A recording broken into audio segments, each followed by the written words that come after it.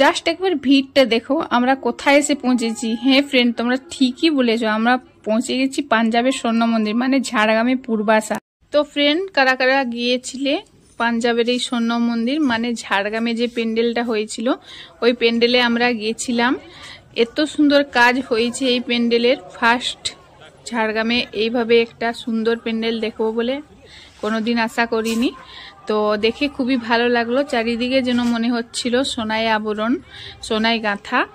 তো আমার তো দেখে খুবই ভালো লাগলো। কারা কারা গিয়েছিলে এই পূর্বাশা প্যান্ডেল দেখতে আমাকে কমেন্টে জানাও।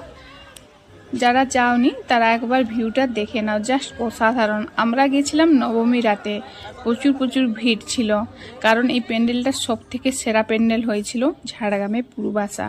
আমার তো মনে হচ্ছিল যেমন আমরা পাঞ্জাবের স্বর্ণ মন্দির এখানে পৌঁছে গেছি। তো ফ্রেন্ড, আজকের ভিডিওটি কেমন লাগলো তোমরা অবশ্যই কমেন্টে জানাও। ভালো লাগলে অবশ্যই একটি লাইক কমেন্ট শেয়ার করে